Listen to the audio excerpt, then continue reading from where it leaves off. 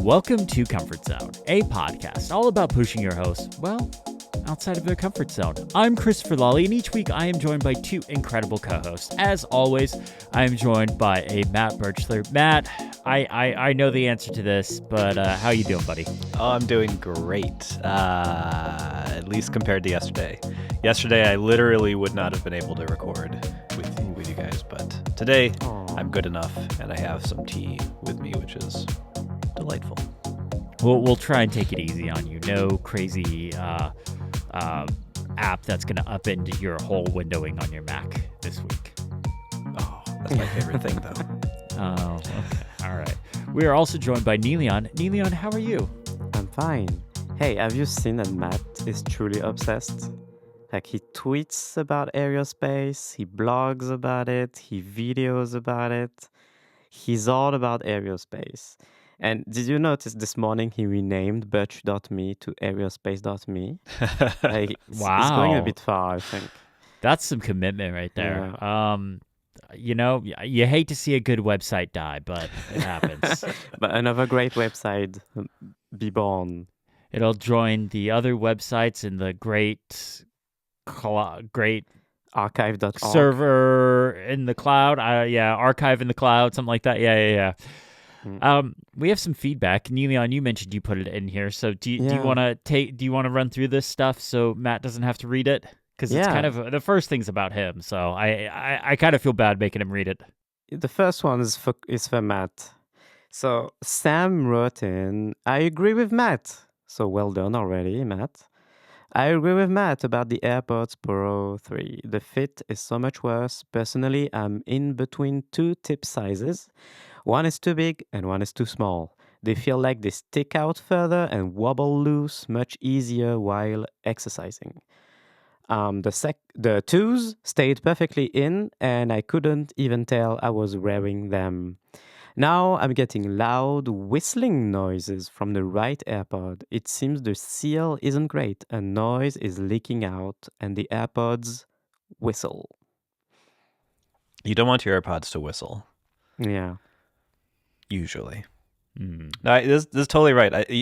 They do mention the thing that I neglected to mention, which is that they just stick straight out of your ears. They look crazy. I hate that look for AirPods. I like when they kind of look like they're just like parallel with your face, like they're just like going down. But the new ones, they just stick out. I think you look more silly than you should. It is kind of wild that the whole thing with these AirPods was they've measured tens of thousands of ears, and we've added more tips to the box and stuff like that. But it seems like, and this is all anecdotal because I mean it's just our feedback and stuff we've read on the internet, but it seems like the fit is worse for a lot of people with these than it was compared to the twos, which didn't have the extra tips and didn't measure tens of thousands of ears or whatever it was. Yeah, it is. I mean, there's always a thing with headphones like not fitting in everybody's ears, but I feel like this is the first time with the AirPods that there's been like a distinct narrative around them of like, oh, they don't fit as well as the last ones. In a way that, haven't had before. But speaking of AirPods, Matt, have you seen, I mean, maybe you have not because you were sick, but Chris put out a video this week. I did see. Yeah, reviewing his best gadgets of the year. Is that so? Absolutely, yeah. My favorite tech of the year. Some, like most of them he talked about on the show. So it was like a great 2025 compilation of the gadgets Chris has brought on the show, including the crazy mouse. At some point he talks about the AirPods Max, and there's just like B-roll of him putting on his AirPods Max with AirPods Pro already in his ears. So I think you've got some explanation to do. Like, do you do like the dual wielding all the time of the Pros and Max? What's going on? As I told you on Mastodon, this is how you get superior sound quality and superior noise canceling, because you're not only getting the sound of the AirPods Pro, but you're getting the sound of the AirPods Max. Plus, you're getting the noise canceling of the Pros and the Max. You're doubling everything, is what you're getting. It begs the question, Chris: are you wearing AirPods Pro right now as well? No. So usually what happens when I film B-roll is I throw in my AirPods Pro and I listen to a podcast as I do that. And I got to this clip where I needed to literally just put the AirPods Max on my head. And I was like, oh, I don't want to stop listening to my podcast. So I just put them on and I was like, nobody will notice. Well, the one person that noticed was Niléane. It's crazy that no one noticed in the comments. Yeah, I honestly kind of thought like if there was gonna be like an uproar in the comments of something, it would be that. But like there really actually hasn't been a ton of comments on this video in general. It hasn't. I think the problem with this video is I can say because they're not gonna listen. The sponsor kind of dragged their feet on this. This was supposed to go out on Black Friday, and the sponsor kind of dragged their feet, and I wasn't able to get it out on Black Friday. So it's not it's not in that window of like, hey, give us like your best gadgets of the year slot where everyone's watching those videos and stuff. So whatever, it is what it is. Go check it out if you want to see what my favorite gadgets are. But like Niléane said, most of them were things I brought to the show, but I have a large amount of viewers that watch my videos but don't listen to the show, and shame on them. They should listen to the show. Yeah. It begs to wonder, like, since the AirPods Pro 3, they stick out so much, according to Matt and others. Like, when you put the AirPods Max on, do they pierce the speakers, like in the ear cups?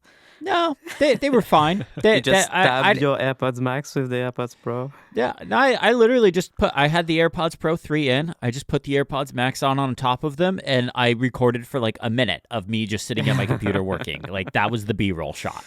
All right. Moving on, still in the domain of audio, Trash Panda 71, remember him? Them? Mm-hmm. I believe I established that was his given Christian name on the show too, by the way. So we reviewed their desk setup in Cozy Zone. So they wrote in a very simple phrase, very simple, very straight to the point. They wrote, "Try the Bose Quiet Comfort Buds Gen 2 wireless charging." That's it. That's all the advice. So you should try it, Matt, obviously. I think this was for you. I think this was, remember last week when you were talking about you were falling asleep with your headphones in, but you didn't like the AirPods because they were sticking out and you needed something that was flat because you're sleeping on your side. I think this is for you. Okay, let me Google them then. I saw this and I was like in our notes and I was like, I thought this was for you. Let me look at them. What did it look like? Okay. They look huge though. Does that solve flat? Anything? See, I don't know anything about these. $300 for something huge like that in your ears? Ooh, that's more than AirPods Pro. Yeah. 300 pounds. I don't know why I'm saying pounds on this website. Okay. Well, thank you. Okay, I guess that was for me. I don't think that's a good solution, but thanks anyway. All right, moving on. I'm doing the show now. Moving on. Somebody in the document spammed the hell out about 1,000 emojis. 1,000 party emojis? Yeah, like, what's I'm just assuming it's somebody's birthday and we could just move along. Like, there's not really anything of interest to talk about this week, especially like that would concern one or two or three of us. Like, I nothing in the news really happened, so I don't know what this is about. Yeah, no, I'm pranking you. I put them emojis in the document. You did it? So when people are listening to this, it's been a week already. But this week, more than a week for you, but for us, it's this week that it was announced that Alan Dye is leaving Apple. And if you remember right, Liquid Glass sucked and deserves to die in the grave on fire. The fire has to be on, the grave has to be on fire. And the fire should be on fire. And the fire should be on fire, exactly. And Liquid Glass should be in that grave. So anyway, it's like the guy has been at Apple for what is it, a decade? No, it's been like 20 years. Has it? Yeah, he designed the original box for the iPhone. Like the original box for the iPhone. I That guess was like it's one been of a his decade things. that is in charge, right? Yeah, so when Johnny Ive left, Yeah. he got a big promotion. Yeah, but yeah, he's done stuff like he helped with like the iPhone 10 design and all sorts of different things. Yeah. And he spearheaded liquid glass. So, obviously, feel free to so I have some party music recommendations for our listeners.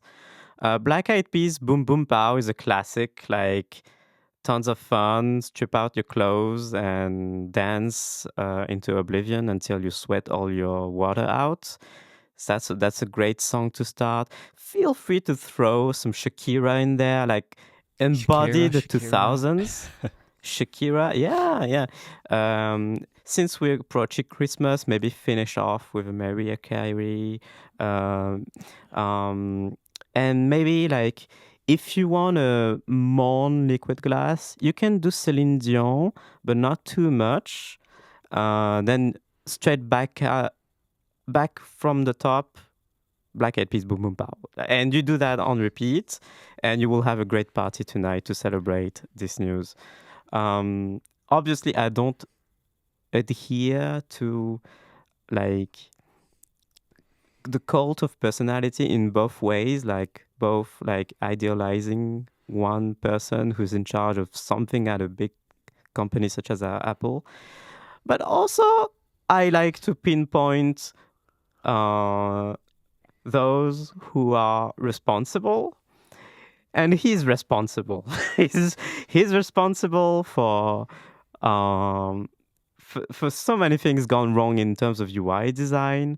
And I think like I know that you guys are still on Copium hardcore to 2000 and you think liquid glass is fine. It's not fine. Like I'm not I've not been talking about it lately because people are bored, but it's still not fine. It's still buggy as heck. It's still flashing all over the place when you scroll on web pages. Stuff is still unreadable even with the tinted option.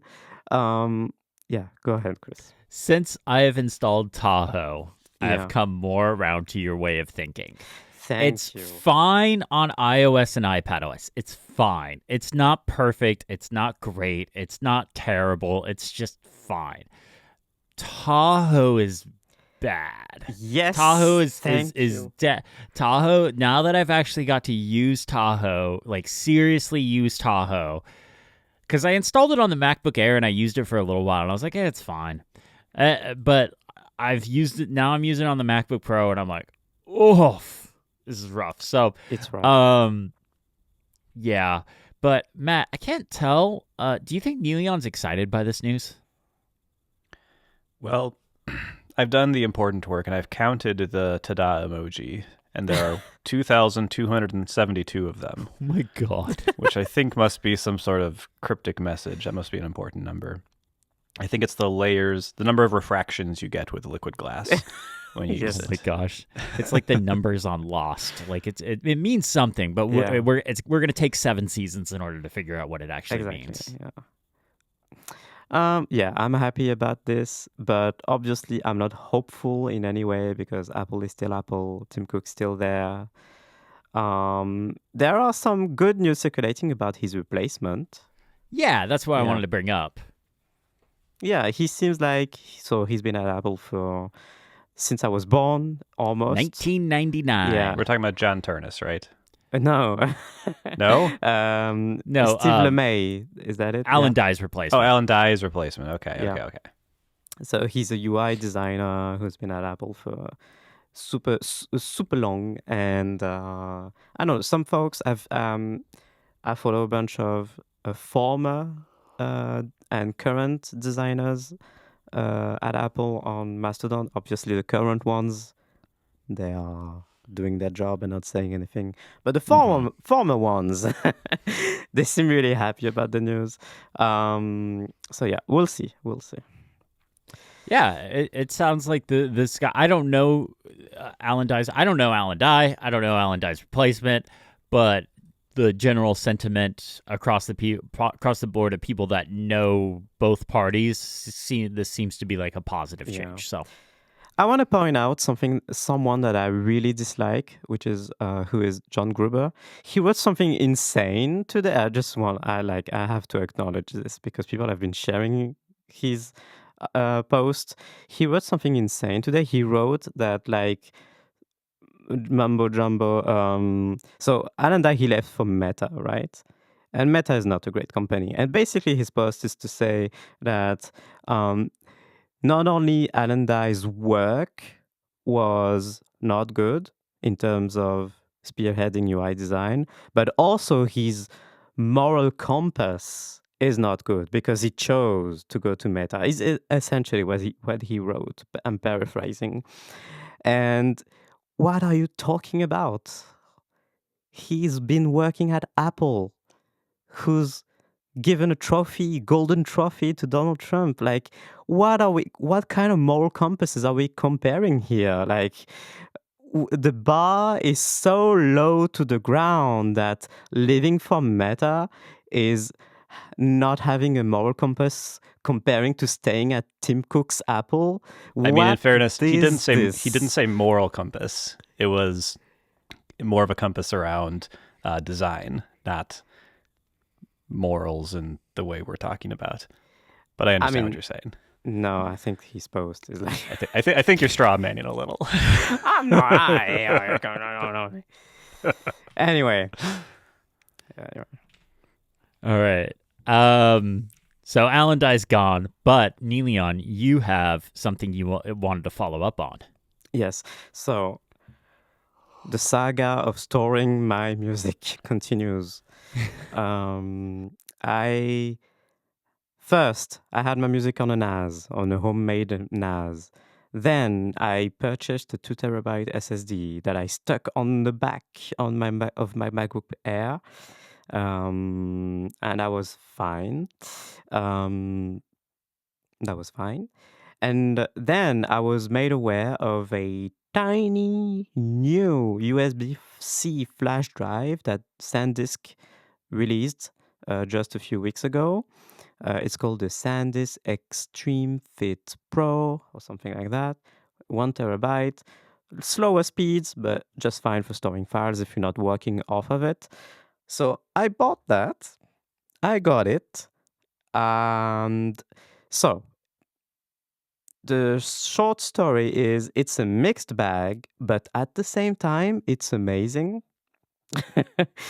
So why is it amazing? It's amazing because the thing is tiny. It feels incredible that something that looks like a mouse dongle actually has a terabyte inside and all of my files, all of my music inside, and I can just like close my MacBook, put it in my backpack. I have no worry whatsoever about moving the thing around with this stuck to the USB-C port. It's amazing. And considering in regard to the writings and reading speeds, they're great. Like writing speed is way lower than the reading speed. So it's 400 megabytes per second for reading and up to 150 for writing. And it's just perfectly fine. Why is it a mixed bag though? And this is a PSA for people listening. It is a mixed bag because even though it's great, if you plan to buy this and use it with your MacBook Air, the MacBook Air design has not been updated since mine, right? I've got the M2, but I believe the new ones are still the same design. Okay, so if you have a MacBook Air and you want to use this with your MacBook Air, beware. It's too wide. It will like obstrude the USB-C port next to it. But it does so by only like about a millimeter and like less than a millimeter.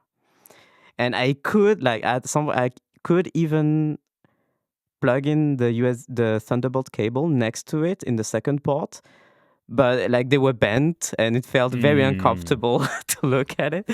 I'm picking up what you're putting down. Yes. So I was like, okay, this is extremely disappointing. I either return this thing and go back to my SSD stuck on the back of the MacBook, or I make this work. How do I make this work though? I grabbed some sandpaper. Nice. I like where this is going. Sanding down the plastic shell, the small plastic shell around this dongle size USB-C flash drive. As soon as I started sanding, I stopped because it felt extremely unsafe. Microplastics all over the like I did not feel comfortable. So I stopped the sanding. I grabbed a pair of scissors and I started shaving the plastic. Oh. And you know what? It works pretty like it. I did the thing. In the end, so that the residue would be like bigger chunks of plastic and not volatile that I would inhale. Right? Was my thinking. So I did that on both sides, on the left and the right, and I shaved like barely 0.5 millimeter on each side. It did not eat into anything. Like it's just only ate into the plastic. So no insides are exposed. And that's it. It's all it took. Now I've got enough space on both sides, both for the MagSafe port and the second Thunderbolt port. So it's great.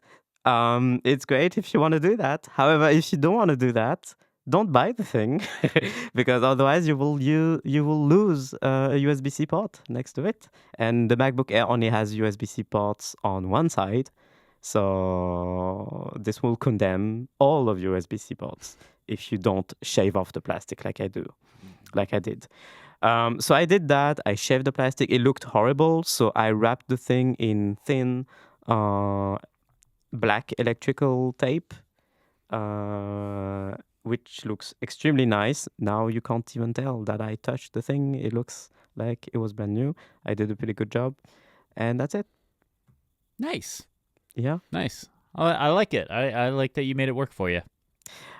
Yeah. And the read and write speeds haven't been an issue as far as playing music? No, absolutely no issues. Like transferring all of my music took 20 minutes or so. Oh, I have a funny anecdote. So I saw on the earliest like impressions of people on Reddit about the thing. People were like, okay, it does go up to 150 megabytes per second in terms of writing speed. However, it throttles down super quickly for large transfers. The thing heats up. So what I did is, remember this, guys. I took the MagSafe fan from an earlier challenge. This, if you remember this thing, it cools down so much. Like when it's plugged in and you touch this thing, it's ice cold. So I just like put it on top of the USB-C flash drive while I was transferring. It kept it up at 100 megabytes per second during all the transfer time. And so another hack, 2 hacks in one. Shave off the plastic and use a MagSafe fan, absolutely not intended for this, to keep it cool for large transfers. Nice. That's perfect. Can I share my controversial opinion that I think I need to work this into something longer. Okay. I think all of our computers are better than they need to be. Okay. I think the transfer speed on every single SSD is more than enough. And I think us stressing about 100 versus 800 megabytes a second or whatever the exact numbers are is stupid in 99% of the cases. And I think that while it is your flash drive is like 1/10 the speed of what the internal SSDs are, it doesn't freaking matter for almost anything. So this is the thing I'm thinking about, is that like our phones are better than they need to be. Our computers are faster than they need to be. We talk about RAM speed as if it's like the most important thing. I think the iPhone Air is a good example of, you could make the phone worse and people actually like it just as much. Interesting. Yeah. So there's something here. I agree. Today is Bandcamp Friday on the day of our recording. Bandcamp Friday, if you don't know, is Like Bandcamp is a music store mostly for indie artists, and on Bandcamp Friday they do that every so often.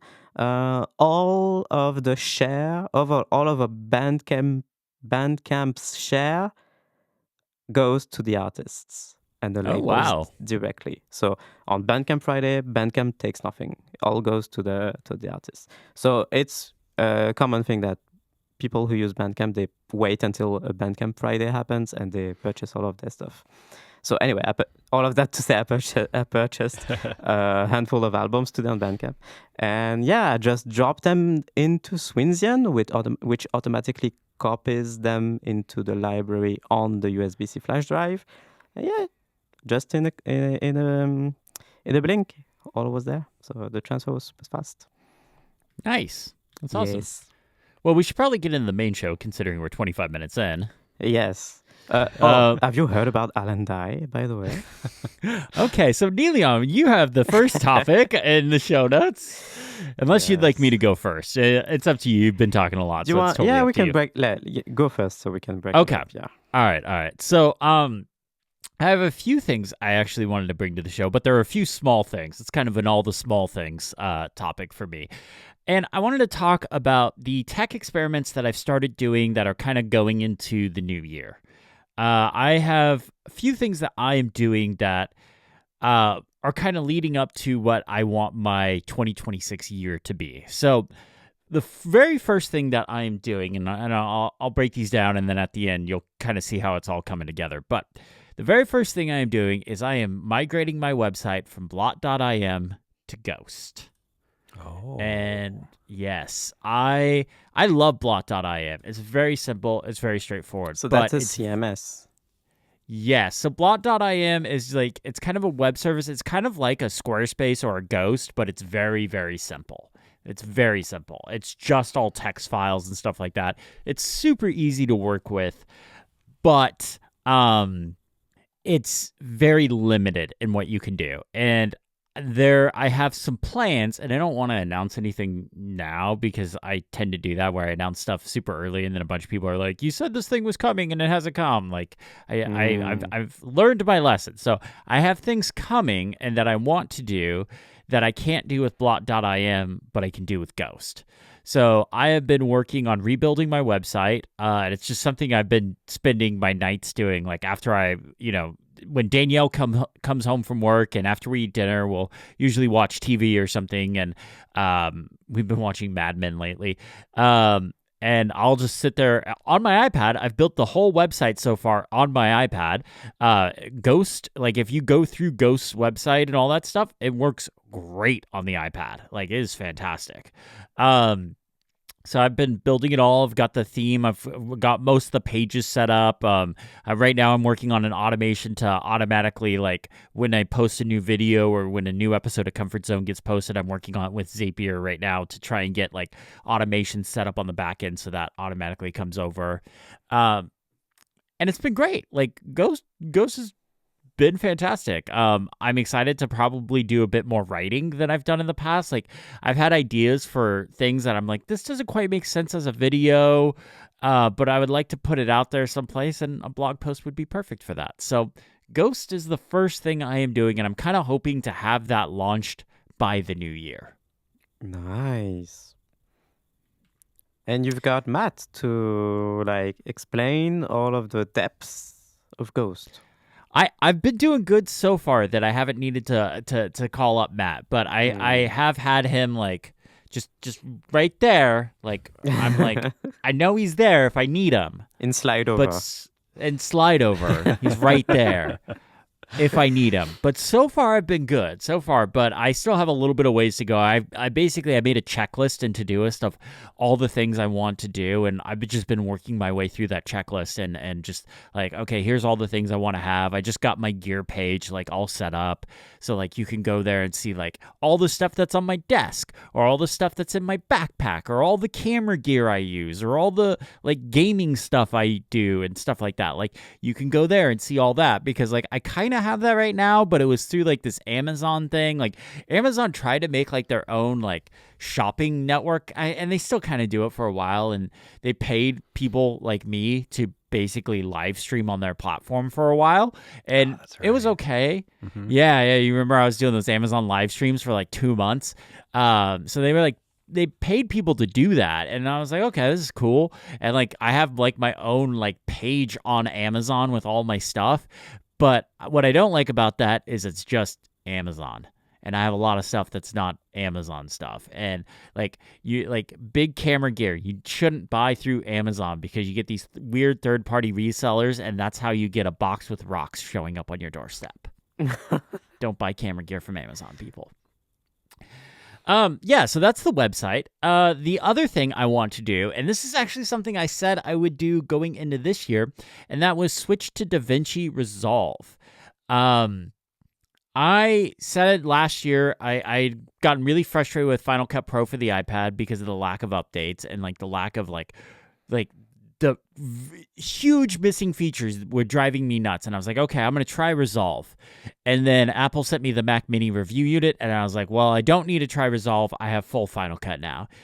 But I don't want to be on the Mac anymore. And you know what's on the iPad? Resolve. And while it's not technically the full Resolve, it has all the stuff that I need. And I'm like, okay, I could do this. I think I could do this. So I bought some courses. I'm going through them. I'm teaching myself Resolve right now. I haven't made a full jump, but I have like a project in Resolve that I'm trying to like learn how to do things in. And my goal in 2026, I had to think about what next year was, is to use Resolve. And it bums me out to say that because I like Final Cut. I like the Magic Timeline. I like the performance you get. But the Final Cut Pro for the iPad is going on 3 years now, 2 or 3 years, something like that. 3 years? I think it's 3 years. We'll say that. But if I'm wrong, I'm wrong. But like and I've gone over all the like stuff that it's missing, and like the fact that like the big stuff that was missing on day one that I'm like, okay, Final Cut really needs to add that is still missing today, and I'm just like, I don't know when they're gonna add it. I got to talk to some people on the Final Cut Pro team at WWDC, and they genuinely seem interested in like making all of their stuff better. But I haven't seen the results. And like we've talked about, the background rendering feature for iPad OS that was basically designed for Final Cut is still not in Final Cut. I mean, what's going on? Like, and they put out an update for iPad OS 26. They added all the menu bar stuff, but not back. So I don't know what's going on over there, but Resolve just got a big update, and like performance wise it's supposed to be even better on the iPad now. And I'm like, you can do stuff like stabilization and copy and paste effects, and you can even make custom keyboard shortcuts for Resolve for the iPad. So Chris, if you were on the Mac, would you still be looking to make the switch, or is it specifically okay? No, if I was still on the Mac, I'm happy with Final Cut. But Resolve has like the audio cleanup feature stuff that I really want. That like I use Hush for that on the Mac, but there's nothing on the iPad like Hush. Well, guess what? Resolve has those audio cleanup features built right into it. So I wouldn't even have to use a separate app, which using the separate app on the Mac, like that's actually not that big of a deal, because what I do is I copy those files off the SD card, I run them through the Hush, and then I just copy them in my Final Cut project. It's really not that big of a deal. But like Resolve has all that stuff built right into it. And are you, I don't know if you may have said this, are you using the paid version of Resolve, or are you getting all this from just the free version? I think I paid for Resolve when it came out, or I paid for Resolve because it was announced with the M2 iPad Pro, because that was the big update I was excited about with the M2 iPad Pro, because that was before Final Cut for the iPad came out. And I think I bought it then in the hopes of like being able to use it, but I was like, I can't wrap my head around this, and I just walked away from it. But I think I paid for it way back then. And the fun thing about Resolve, it's just a one-time payment. And it's not like Adobe used to be, where it was a one-time payment every year, which was like a secret subscription. But it's just a one-time payment and you get everything. It's like $100, right, Matt? Like it's like $100 and that's it. Yeah, I'm not sure what it is on the iPad. I know on the Mac it's like $200 or $300, but kind of the one-time. deal. I for some reason I have $100 in my mind, but I don't remember what I paid for it. $95. 95. That's for professional grade video editing software. That's nothing. I mean, you should have seen the amount of money I've spent on Adobe stuff. Final Cut Pro for the Mac is $300 or $5 a month or $50 a year for the iPad version. So that's really not that bad. Yeah. So you're saying it's once again default of iPadOS. I was actually thinking Alan Dye. Oh, you're right. So now that he's gone. Final Cut Pro for the iPad will kick in. Well, I mean, it's just going to be like, what I'm kind of learning is in order for things at Apple to get good is I have to stop using them. So way back when, the iPhone 5S, I think, was the generation I skipped and went to Android for, and then we got the 6, we got the big phone screens. When I had to buy a MacBook Pro because LumaFusion was not great for me, and there was no other video editing software for the iPad. Then we got DaVinci Resolve and Final Cut for the iPad. Then again, earlier this year, when I was like, man, iPadOS, I just keep running up against all these limitations. I got a Mac, and guess what? iPadOS got good. So what I'm learning here is I have to quit something in order for it to get good. So okay, I need you to do something then. Okay. You're going to switch to the Mac full time. Okay. Then quit it, just for me, please. I mean, I kind of did that earlier this year. I've kind of already done that this year. So fully expect the next version of Mac OS, because I didn't fully quit Mac OS by the time WWDC come around. Yeah. So expect the next version of Mac OS to be perfect. Okay, yeah. So you should be good already. Or it works in reverse for Mac OS. If you quit Mac OS, it gets worse. Which is exactly what happened. Yeah. I fully anticipate a snow Tahoe this in 2026. It's gonna snow be Tahoe. Frozen would Tahoe. that just be like the Utah side of Tahoe? Oh, I don't know. That's for the marketing people. Does Lake Tahoe freeze over winter? No. Oh yeah. Yeah, it does. Right? I'm pretty sure it does. I don't know. I don't know. I've never been there.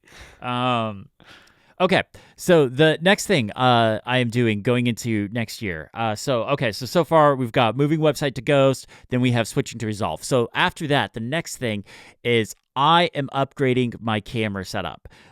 This is only going to be, so I started off using the iPhone, so I did iPhones every year. Then I got the Canon EOS R, then I got the R5, which is what I'm recording with right now, so that's 3 upgrades.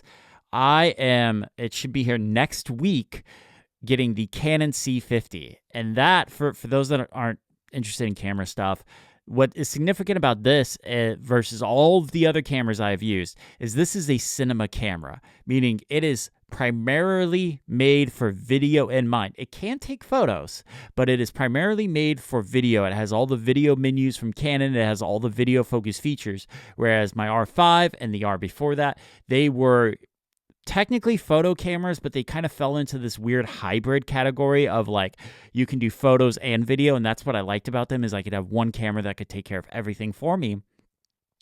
But I almost spoiled the ending, but I am getting to a point where I'm like, okay, I need a dedicated cinema camera, and I would like a multi-camera setup. So what I want to do is right now when I film a video, I sit down here. If you're watching the video, or if you've ever seen my videos, you know exactly what I'm talking about. I sit down here and I talk into the camera, and then I go back and I record a bunch of B-roll of me touching my iPad, and I have this top-down rig that is just out of this shot, and I'm touch, and then maybe I'll have nice swooping B-roll shots in there, and yay, YouTube video. Now I can do multicam where I can talk into the camera and interact with my iPad at the same time, so I can have a much more casual and free-flowing and less rigid video. Like I'll probably still have some of those more rigid videos for things like the iPadOS walkthroughs and stuff like that, but now things can be a little bit more. If you go and watch my split view, like the split view is back, or whatever the A/B testing decided the title should be for this one. I think it's like iPadOS 26 multitasking fixed or something like that. If you go back and watch that video, that one was kind of a test for this, along with what was the other video called that I just put out where it was like how I'm using my iPad these days. I'm having a trouble remembering the titles of my videos because YouTube now gives YouTubers the ability to A/B test titles and thumbnails. So every single one of my videos has 3 titles and 3 thumbnails. So I'm having a hard time remembering which one is actually picked after like the A/B test finishes. And don't forget the auto-translated titles. Yeah. But I turned that off on my videos. Right? All right, you did. Yeah, I turned that off just for you. Like, yes, like literally, you asked me to turn that off, and I was like, okay, fine. I asked you on behalf of the world. Yeah. Yes, and I as a man of the people, yes, I gave it. I gave it. But so this is going to give me the ability to make less rigid videos and a lot more kind of like free-flowing videos, like the last couple that I did that were very iPad focused, like the split view one and the one where I kind of just walk through my workflow and stuff like that. And those had great reception, and people seem to really like those style of videos. What this is also going to allow me to do is a bunch of really nerdy camera stuff that if you give me and Matt a chance to nerd out for just a second here, I can shoot open gate. So what this means is, and some people are like, oh, open gate's not that big of a deal. It's actually a huge deal for people like me that are content creators. I can shoot horizontal video, the good video, but I can also shoot vertical video at the same time. So what's cool about this camera is it shoots the vertical or the horizontal to the CF Express card, and then the vertical video to the SD card. So I can have 2 separate files and stuff like that. So what OpenGate does is camera sensors are typically like 4:3 or 3:2 aspect ratio. So they're more squarish.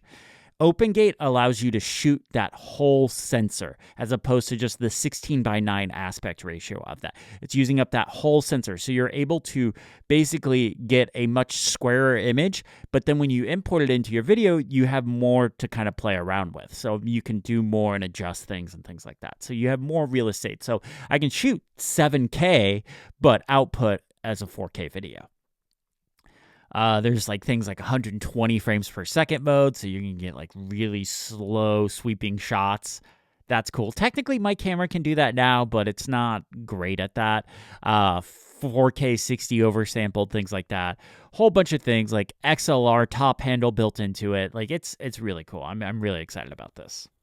Yeah, I'm very interested in OpenGate. I have no need for this, but I do think it's a little funny. It's basically shooting 4:3. It's basically like a camcorder from the 90s, is it not? Just at high res. it's so instead of a 480p image, or not even 480p, I think that was like 360 or something p or something like that, whatever that was, or 380p or something like that. This is 7K, so you're getting 7K, essentially IMAX-ish aspect ratio. It's not an IMAX camera, but IMAX-ish aspect ratio. And yeah, it's square-ish, but it gives you more room to play around and things like that. But I probably won't shoot that way all the time. What's nice about this camera is you can put it in what's called Super 35 and an oversampled 4K mode. So what this will do is it'll shoot 16:9, but it'll use the full 16:9 aspect ratio of that sensor. So it's like 6K or 5.5K or something like that, and then it pushes that down to a 4K resolution, so it's like a much more detailed, much more higher quality 4K image. So yeah, I'm excited about that. And I think with the C50, I need to look into this. I can take the USB cable and plug it right in the side and plug it right into my laptop and get the image to go there, so I wouldn't need to use a capture card. Oh, that'd for be this. nice. So I would get a much better image. And then what I can do is I can load in LUTs, which for those that don't know, that stands for lookup table, but it's basically like a color profile. I can load that into the camera so I can have the same color profile that you see in my videos for Comfort Zone as well. Pretty cool. Pretty cool. So all that to come together and say, this for me, 2026 is going to be the year of art. Something I have not... I haven't really talked about this. The last couple of years, I have felt lost. I have not enjoyed making videos. I've not really enjoyed the job. And that's because I was taking the art out of it. I was streamlining things. I was trying to make things like a conveyor belt system where I had a script and I would sit down and talk and then film B-roll and stuff like that. And I am making changes so that the art is coming back into my videos. And what brought this on is I was like, what was so different about my older content versus what I'm putting out now? And I went back and watched some of my older videos, which I never do. And I was like, these are good. Like, these are fun. And I don't know. I just feel like my videos now haven't been as fun as they should be. They feel a lot more corporate-y, and less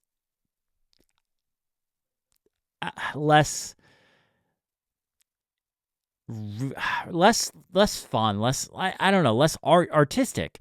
And I just haven't been enjoying, like, I've missed the art side of that. So I'm putting a few things in place. So, like, one thing I am not allowing myself to do is to have back-to-back table videos. And what I mean by table videos, videos I sit down literally at this desk, talking to the camera for the whole thing, say, hey, how's it going? Oh, thank you so much for watching. Have a great day. Like and subscribe at this whole table. I cannot have back-to-back table videos anymore. I have to move things around, and I have to, like, if I do a table video, the next video has to be me moving around and doing different things.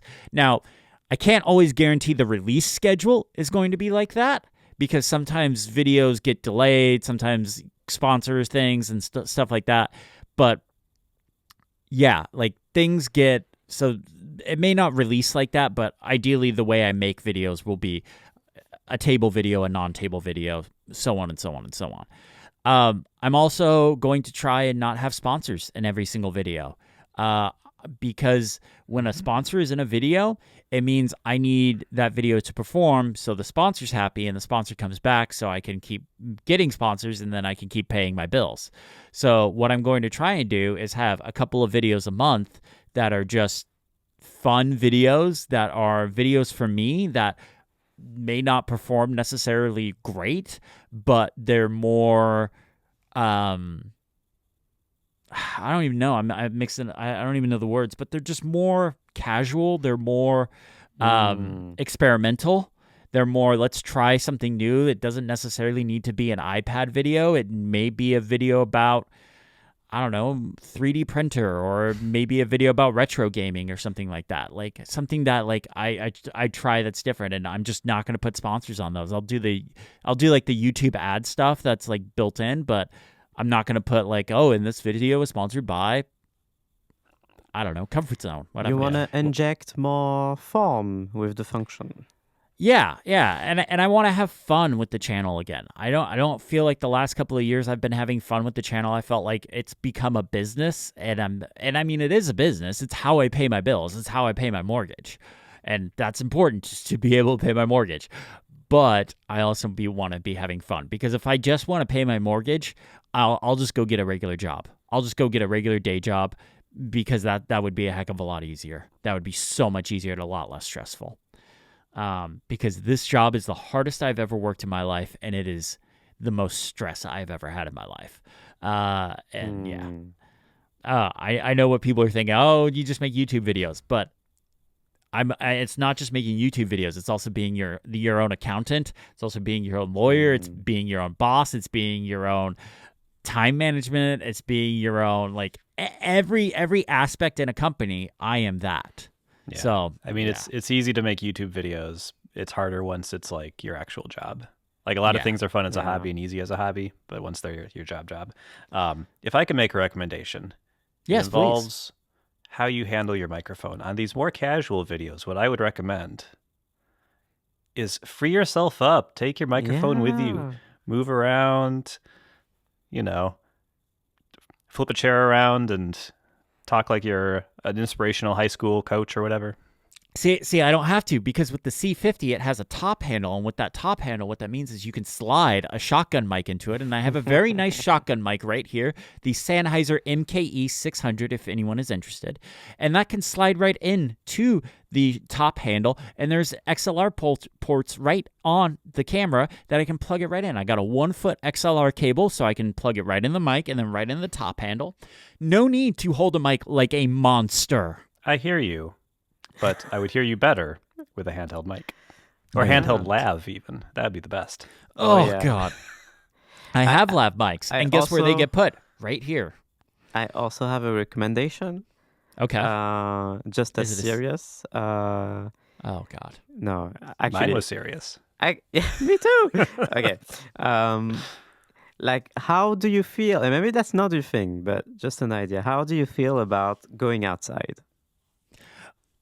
I'm not opposed to it. I have done some videos outside in the past. I get very in my head about doing it, especially when I'm by myself.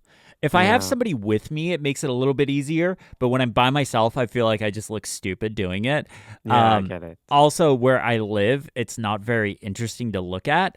So I would need to drive up to Fresno or something like that to do it, which isn't the end of the world. But I know what you mean, and it's a different environment. What I am going to try and do is maybe film some more different stuff in different places of the house and not just stick to the studio. The studio is my place. It's my place that I work. It's the obvious place I work. It's the place that's sound treated in our house. The rest of the house is very echoey. But I also understand this kind of starts to look old after a while. Maybe a this backyard. year is, huh? Maybe you got a backyard. Our backyard's terrible. Our backyard, we don't ever go back there. We've never done anything with it. We don't have anything back there except a barbecue. But this next year will be a big year for me because this next year I kind of want to start laying the groundwork for getting an office outside of the house. Oh, yeah, that's big. Because it would give me more space to do different things. This is nice. Thank you. Yeah, it's a little bit of self-reflection. It's a little bit of being honest with myself and a little bit of being honest with the viewer and listener and stuff like that. But I just haven't been happy with my current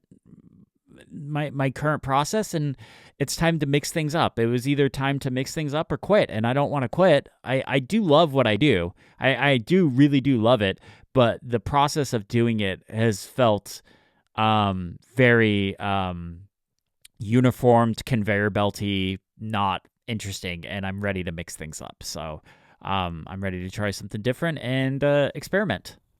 Yeah, I don't know about you, but when it comes to creative thinking like that, I get inspired by myself once I try something new. Yes. Which is stupid and dumb. No, I totally get it. No, I mean, I get myself too, but I mean that it's stupid because you have to do the first step, and that's so hard, especially when you've got an oiled machine. And like that first step to try something new and then count on that to be your inspiring tool, like to be your own inspiring machine. That's hard, but in my experience, once you start rolling in that way, it gets easier and you get great results. Yeah, thank you. Yeah, I agree with you. I think a lot of it was I got into a position where I got very comfortable making one style of videos, and I think I got good at making that style of videos. Oh yeah. But the problem is that style of video, if that's the only thing you're making, that gets boring. And I got into making videos because I'm a creative person and I want to be creative. So I'm going to be mixing things up. And what I just talked about, that's how I'm going to do it. One way to get outside is to get a passport and like film something in Paris, Toronto. I don't know. Hey, brands, if you want to pay for me to go to those places, I'm totally down. But right now, I could not justify that because what I see on a video, most videos would not cover the cost of that. Some videos would, but not most. I'll message Emmanuel Okay. and I will let you know. Look, if France wants to pay me in macaroons, I will come to France. That's the only country. I love macaroons so much. I will accept payment in food this one time. Okay. There are some in the bakery just outside my building, by the way. I would get so fat. So unbelievably fat. I would literally every day I would be in there. All right. All right. Well, that's it for me. Niléane, what do you got for us this week? This week I brought an app. And to no one's surprise, it's once again related to audio. You can tell I have an obsession this year. Anyway, so SoundSource, amazing app for the Mac. And disclaimer, Rogue Amoeba has actually sponsored us, right? Oh, yeah. Yeah. Thanks, Rogue Amoeba. Yes. They're not sponsoring us today. But yeah, disclaimer. But it's a great app. I've been using SoundSource for years. It's amazing. It's awesome. So if you're not sure what SoundSource is, it's a little app that lives in the menu bar on your Mac. It lets you think Windows, the volume mixer on Windows. That's the basic functionality that SoundSource brings to the Mac. So you can adjust the volume per app. Something that insanely macOS does not do by default, does not let you do by default. But SoundSource lets you do that. You can adjust the volume by app from the menu bar. It's very, very useful for that.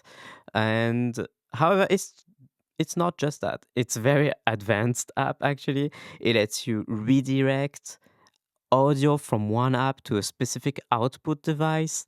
Like if you want to output your Swinzian music player to a HomePod, but keep a Google Meet call outputting to your headphones for some reason at the same time, you can do that with SoundSource. It's pretty cool. Nice. Anyway, so I'm bringing SoundSource today because this week they released version 6, a major new version. It's a paid upgrade. You get a pretty substantial discount if you had a SoundSource 5 license or even earlier. Like I think owners of previous version of SoundSource can move to version 6 at a great price. So the great price being $25. So I think even if you got SoundSource 4, you're eligible for that discount. Anyway, so this is such a good upgrade, and this is why I wanted to talk about it. It is fully packed with quality of life features, and I think Chris, some of them will lure you back to the Mac. All right, I'm listening. Yeah, I will go in order of my favorite ones. The first one you will probably not care that much, but now SoundSource lets you set a headphone EQ on a per app basis. So if you want to, SoundSource comes with tons of community sourced EQs for tons of different pairs of headphones. I've got one in SoundSource loaded for my DT whatever Bayer Dynamic. There's one EQ profile that I really like. I use that. In SoundSource 5, you could load that EQ profile, but globally only. Now you can tell SoundSource to use that EQ only for your music player. So with your music player, your headphones will use the EQ profile, but with everything else, they will just use their default signature and work as usual. This is amazing. So simple, probably not simple to implement behind the scenes, but such a simple thing that is amazing. Okay, now we start to get into the weeds of things that might lure you back, Chris, to the Mac. Okay. You can set this is huge. You can set a preferred device order, both for inputs and outputs. Ooh. Let me explain. So you can order like manually in the UI. Okay, I want that external DAC to go first, then the Elgato audio interface second, third the MacBook Air built-in mic or speakers, and you can check a box, and SoundSource will always force that order. If the first one isn't available, the second one will be made default immediately without having you click through the UI or anything. It does. You can do this for outputs and inputs. It's awesome. This is awesome. I spend so many time just switching the audio outputs or inputs. SoundSource 6 does this automatically when you set this preferred device order. Are you tempted, Chris? Just by this? That sounds pretty cool, but I'm still good with iPad OS. I can just go in a control center and change the audio output, whatever. Yeah, okay, let me try again. Okay. You can now set a max volume for a specific device. Let me explain. I've got a DAC here, external DAC that I use. I've talked about this. I think iFi external DAC, high res. Anyway, whatever. It's great DAC. However, it's got way more power than needed for some of my headphones.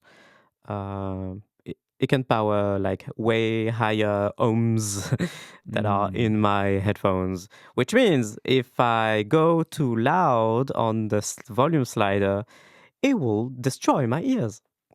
And I never do that, obviously. However, macOS will.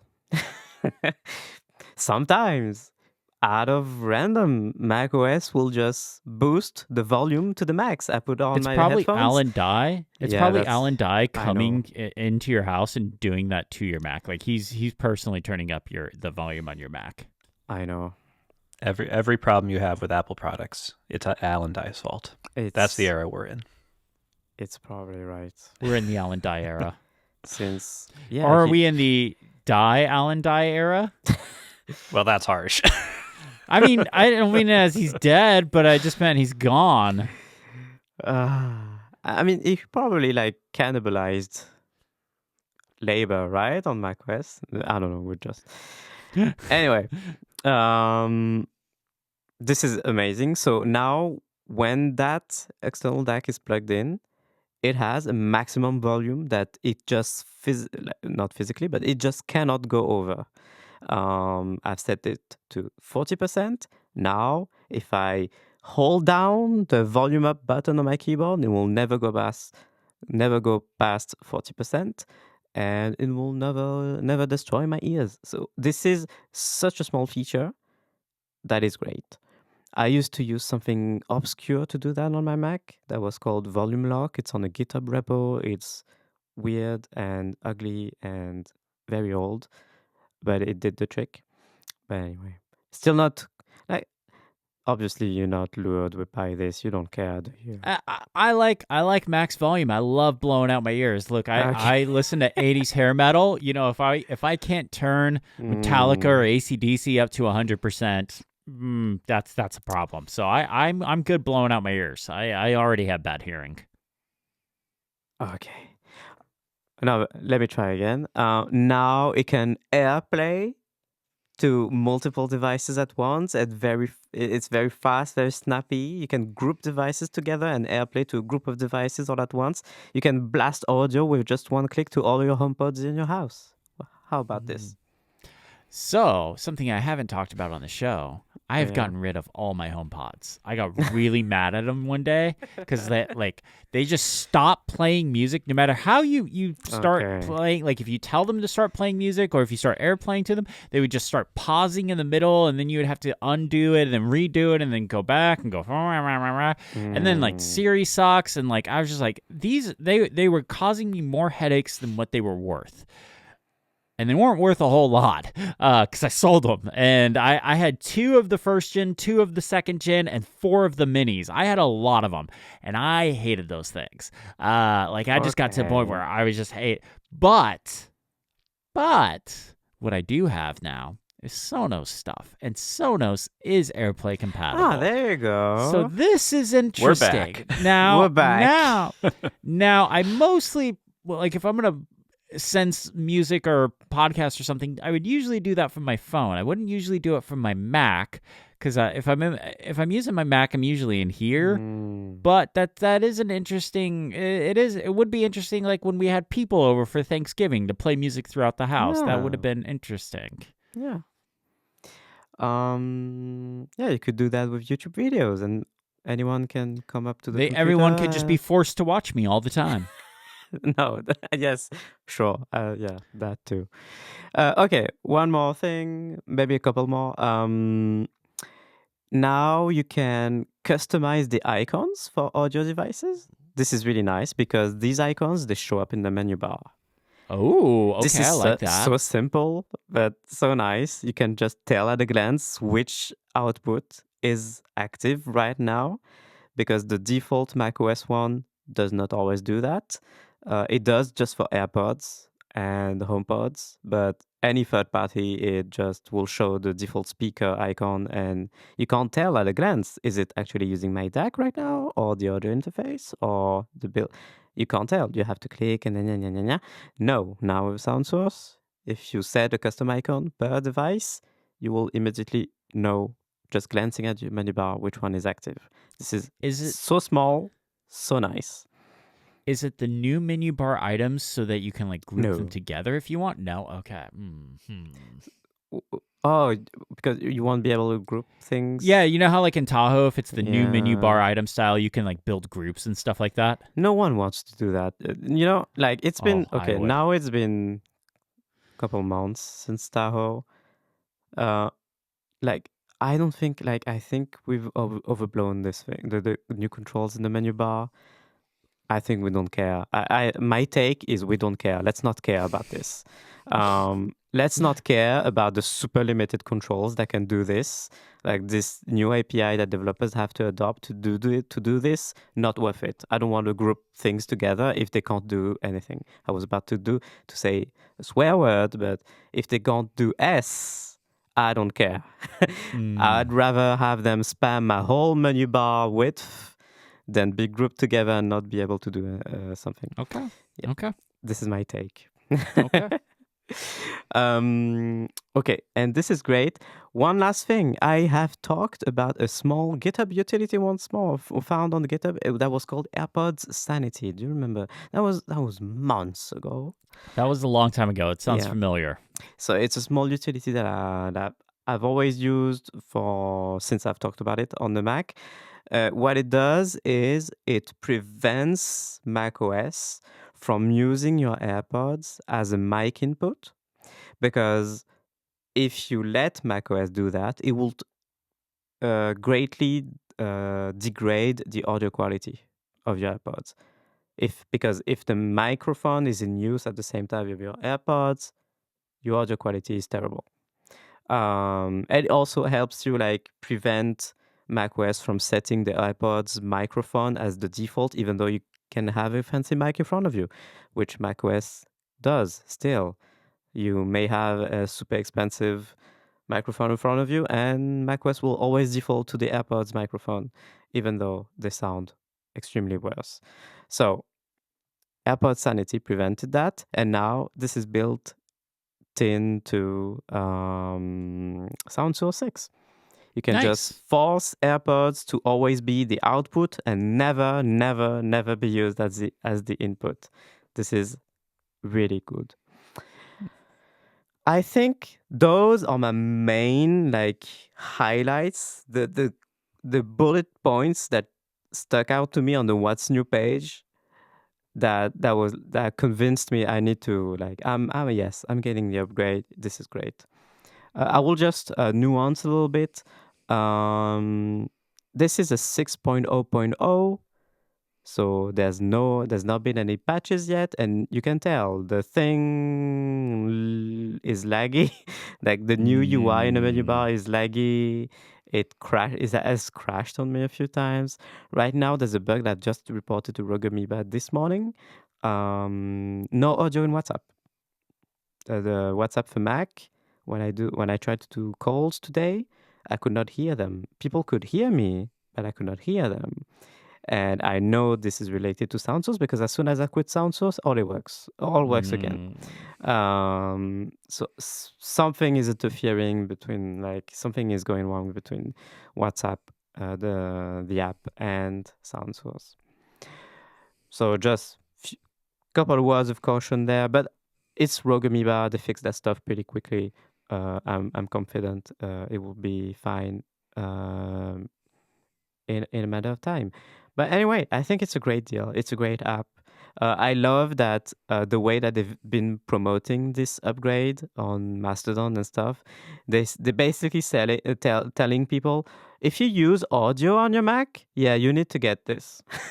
Like they're promoting this as like a very essential audio tool, like audio utility for your Mac, and I agree. It's kind of sad as well because why are some of these features not included in the OS? Why do we need a third-party app? But hey, at least we do have a third-party app. Nice. That's it. I think it's great. I hope the few bugs that I've had will get fixed, but I think it's great. Nice. I like this. This is pretty cool. I will check this out, but I don't think it'll bring me back to the Mac, but I will check it out. Okay. Sorry, forgot to mention one thing. I'm so sorry. I made the outro and everything. I forgot to say one thing. I also mentioned a few episodes ago a small utility called Yellow Dot. Mm-hmm. It's a small utility that runs in the background, and what it does is it camouflages the dot in the corner, in the top right corner on macOS when something is recording. When your microphone's active or your camera is active or something's recording your screen. And in the case of SoundSource, since it's always processing your audio, macOS considers that it's capturing your audio all the time. With a purple dot, not a yellow dot as if your microphone is active, but just with a purple dot. Yellow dot is something, so the app is called Yellow Dot, all in one word, something that I installed earlier, and that used to work really well to camouflage that. Now no longer works on macOS Tahoe. So bummer. if you use SoundSource with macOS Tahoe, you will have to live with the purple dot next to the clock in the menu bar. This is stupid, extremely stupid. All entirely Apple's fault. There's. Well, I heard Alan Dye personally put that yellow dot there. You know what? Yes, let's do it. It's Alan Dye's idea to do this, and it's so stupid because if you're watching something in full screen, yeah, that purple dot is still there even in full screen. So if the movie you're watching has black bars on top and bottom, yeah, that black bar will be interrupted by a pesky purple dot. It's so freaking dumb. Obviously, you want me to know that an app is recording my audio, processing my audio, whatever.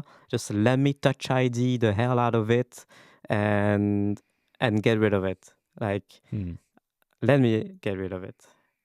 Yeah. And poor Rogue Amoeba, because this is one of their flagship software and they have to deal with this. Yeah. That's it. Right. I'm done for real. All right, well, we should probably get to the challenge before Matt passes out. Matt is struggling to stay alive. I feel so bad for him. Yeah. All right, let's get to the challenge. Matt, it was your challenge. What did you have us do? I underestimated how challenging this would be. I wanted us to try a different keyboard layout for 1 hour, which it turns out is the perfect hardest amount of time to try a new keyboard layout. Yeah. So the idea was, we use our normal keyboard layouts all the time. I did some quick math. I've probably typed like 30 million words or more with this is very ballpark, but tens of millions of words I've surely written on the QWERTY layout in my life. And I wanted to try something else. This aerospace thing really opened up a whole can of like, what else is out there in computers? And I can go first. I personally tried the Colemak layout, which is supposedly one of the easier ones to learn if you're used to QWERTY. One of the things they say is like, one of the reasons for that is like that you will use the same hand in all but 2 of the letters, and it also keeps your Z, X, CV all in order, so you can like copy paste, and those sorts of keyboard shortcuts are all the same, so you can keep using those. However, I felt like I was just drunk at the keyboard, unable to write anything. So it's not the sickness fault. No, I truly don't think so. This was before I got sick. This was just... this is why you got sick. Yeah, this actually got me. Yes, this I got a flu from trying this keyboard. I went into VIA. I reconfigured my keyboard. I moved the keys around, and I just felt like I didn't know what I was doing. I think it would take days to weeks to get to grips with it. To which I would say, why? To what gain? Maybe there's some gain. I looked into like some people's tips for how to get going with it, and they seem to like indicate that the reason to use it would be it's more comfortable to type on, and I don't know. There's a lot of stuff out there about like the 2 letters that are commonly typed together, like EA, like if they're on different hands, they're easier to do quickly because you can just like kind of like a drummer, you can like go back and forth with like your 2 hands. I don't know. I'm just, after 30 million words with QWERTY, I'm just a QWERTY guy. I don't know why I would upend my entire life. And then what am I going to do? What am I going to do on my phone? Can I set my phone to that? I didn't even look into it. Maybe I can. But oh boy. You could probably get a third-party keyboard, but... Yeah. So anyway, I did it. I'm going to be honest. I did it for less than an hour because... Aww. I couldn't do anything. So I gave it probably a good 30 to 40 minutes tops, and went back and felt so much better immediately. So that's how it went for me. And I would be... My entire feeling when I was doing this was like, I will be shocked if either Niléane or Chris had a better experience than this. But maybe you did. We'll see. We'll see. I would say my experience was about the same. Okay. Just like you, I've been using QWERTY for a very long time. I think in our first computer episodes, I think I talked about how we got our first computer in the family when I was about 5 years old. So for about 30 years now, I've only ever used QWERTY keyboards. And so what I did, and I, when I was listening back to the episode, I made some groans about Dvorak, and I was like, okay, I'll put my money where my mouth is. And I did exactly what Matt did. I went into VIA. I took one of my mechanical keyboards, moved the keycaps around, reprogrammed the keys so it was proper Dvorak. And oh boy, the whole time I was typing, I was doing this.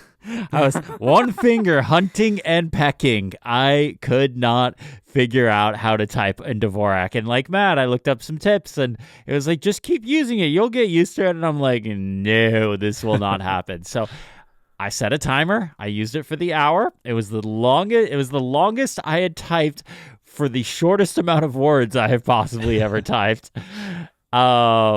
And it was hard. Like, if it's one of those things, you're just getting into computers, yeah, maybe one of these alternate keyboard methods is the way to go.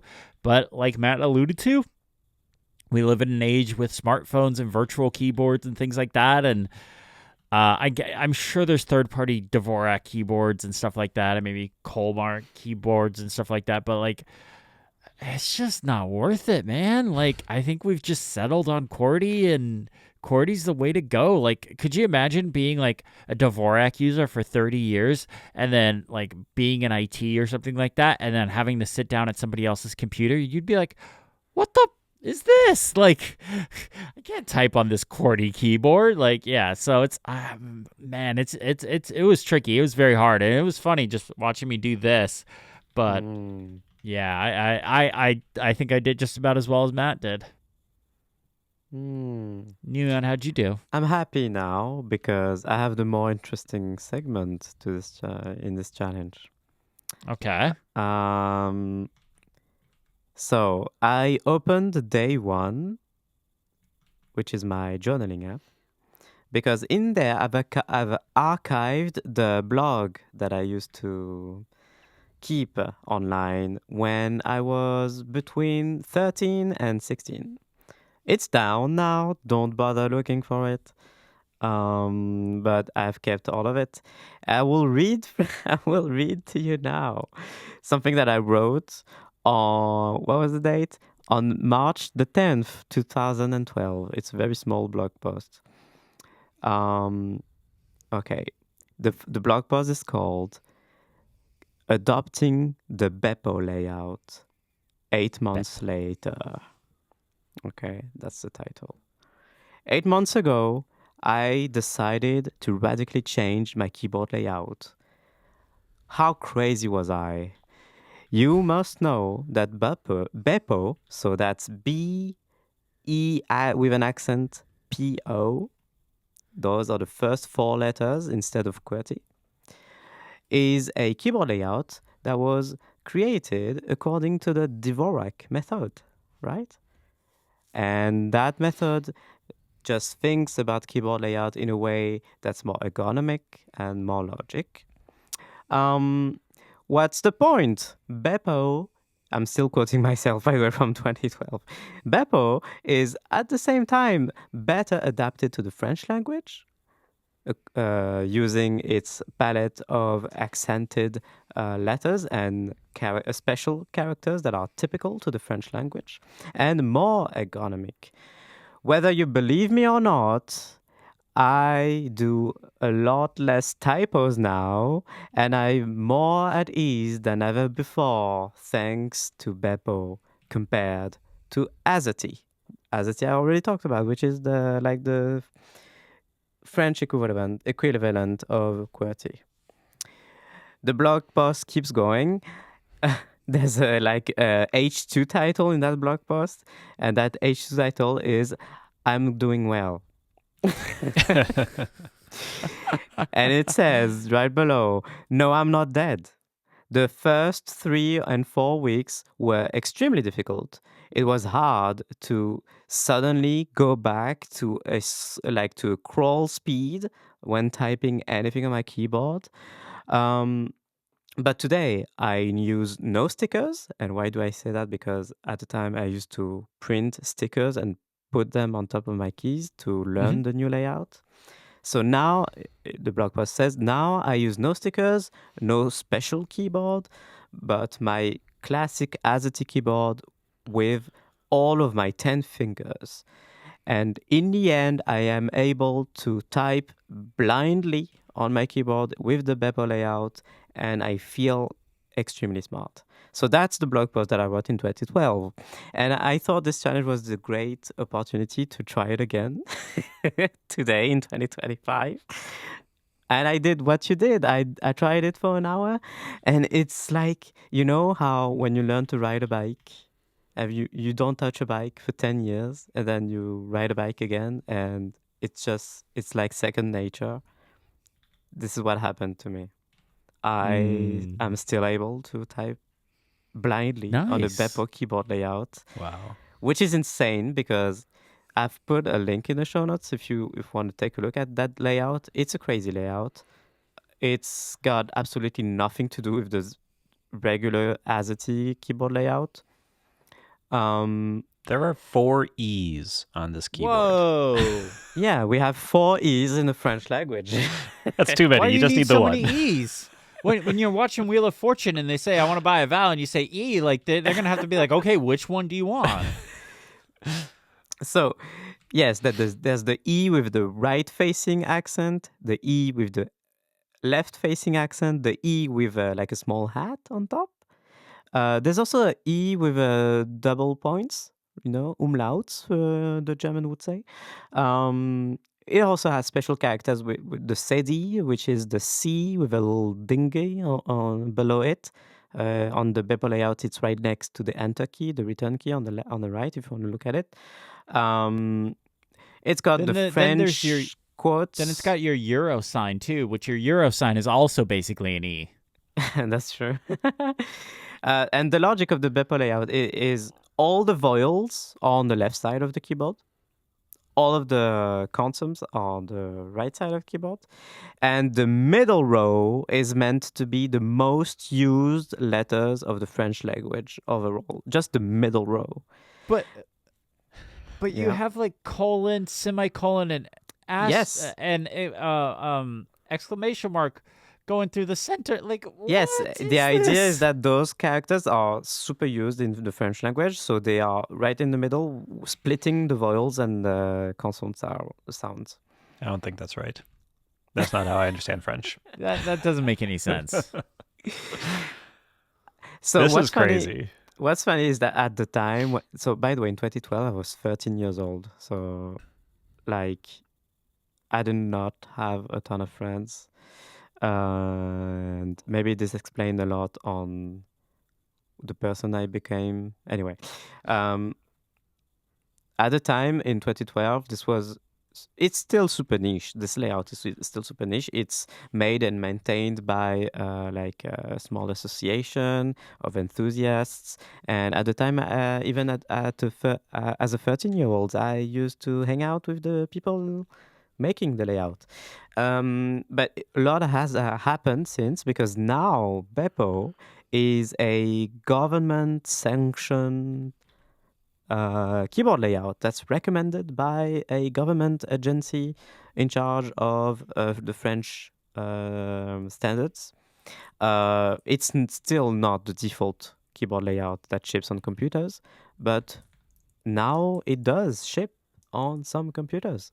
Like, it is considered like one valid French keyboard layout, as it's as official as can be. So it's grown a lot since. I remember abandoning it exactly for the reasons that you said, Chris, because like it became too much for my brain just to switch back and forth. Yeah. As soon as I needed to go on a computer at school, I would not have my BÉPO keyboard layout. So yeah. But I love this challenge. Like, it made me rediscover this thing, and I used that thing for so many years. If I type BÉPO in my day one archive, there's a second entry, which is another archived post. It's from 2015, that one, and it's entitled "Does the BÉPO keyboard layout is it still worth it?" Is that it is the title of the blog post. That's like a YouTube video right there. Yeah, so seems like by 2015 I was already questioning my choices and whether I still needed to keep going with BÉPO. But to spoil it, like in the end, I'm writing that I will keep using it, but I will just consider my options. And I know the end of the story, which is like about a year later, I abandoned it completely. So yeah, that's it. I think it's fun. I really like this keyboard layout. I love that it's become way bigger now and that it still exists. And yeah. Nice. I love it. Yeah. I love it. This was a good challenge, Matt. I think this was an interesting one. Yeah. All right. What do we have next? Yeah. Niléane, you're up. So the challenge this week for you boys is to use the BÉPO layout. I'm just kidding. I'm like, I don't need that many E's. I have to use specifically one E with an accent, and it's when I'm talking to Niléane, and iOS at least autocorrects for me. Thank God. iOS, yeah, I've set up iOS to auto add that accent E for Niléane's name. Yes. No, so this is a wild challenge and it's fully related to tech. Okay. Bear with Uh-oh. me. Oh no. Okay. Buy one piece of clothes, like clothing. Okay. This is the challenge, boys. Buy clothing? Yeah. Is there another shoe to drop? Like what's the challenge? Like Okay. I will. Okay. The idea is like, how do we do that? Like, it's 2025 in the world of AI. How do you shop for clothing? Okay. Yes. okay. All right. That's Interesting. it. Okay. That's it. Okay. All right. And do you know what triggered this? No idea. I think a poll that Matt Birchler of Birchy.me fame posted Hey, I on know that guy. Mastodon. Yeah. I think it's you, Oh. right? You Is this posted? about belts? Yes. Yeah. I remember this. Okay. That you posted that poll, you were asking, I believe, people, do you have that one belt? Or what was it again? You were asking people if people only own a single belt that they're wearing every day and they've been wearing for years. Do you have an everyday belt? And Same. if you do, how old is it? How long have you been wearing it? Yeah. So I was thinking about that. And my answer to this, by the way, is that I have one single belt, a leather belt, very high quality belt I've been wearing since I was probably 17 or 18, I don't remember. And I still have that one. And I was suddenly asking myself, hey, what if I need to buy a new belt? And then I started Googling that. What kind of belt do I need? Like, how can I get a belt that's good and not expensive? And spoiler alert, it's impossible. Anyway, I'm spoiling the challenge. It's my assumption is that it's impossible to do some efficient clothing searches online now because the web sucks. But prove me wrong. So that's the challenge. Buy a piece of clothing for next week. Okay. Or at least attempt to, because maybe it's truly impossible. Okay. All right. Maybe it's easier to use Dvorak. Who knows? We'll find out next week. But that brings us to the end of the show. And to wrap up, I have an end of the show question for you guys. Yes. What do you want for Christmas? I want, and if any of my family is listening to this, that'd be very convenient. I specifically want one thing. I want the book This Year, which is written by John Darnielle, who is the lead singer of the Mountain Goats. It's 365 songs with lyrics and annotations, and I love the Mountain Goats. So this looks great. Nice. Niléane, what about you? What would you like for I'm Christmas? afraid to say mine because it would mean someone wins a challenge retrospectively. I want the Bamboo Lab. Yeah. Yeah, that's at the top of my Christmas wish list too. Or the Lego USS Enterprise NCC 1701D, captained by Jean-Luc Picard. Jean-Luc Picard. Yeah. Picard. No, not the. Picard. Picard. Picard. It's Picard. If you used the BÉPO layout. I am the cutest of Borg. Resistance is futile. Picard. No. Oh, okay. By the way, in France, Picard is like a chain of supermarkets, but like they only sell frozen goods, like frozen food. And it's super popular because you can get like really good stuff in there, even though it's all frozen. Like specialty is everything's frozen in there. Anyway, just interesting. Yeah. All right. Well, we should wrap up here and let Matt go lie down because he looks like he's about to keel over. Oh, I forgot to mention, Alan Dye is gone. Have you seen this? It's crazy. Thank you all so much for listening. Have a great day. Yeah. Listen to Boom Boom Pow by Black Eyed Peas to party tonight. Yeah. Shut it down. Shut it down. Okay. Thumbnail time. Thumbnail.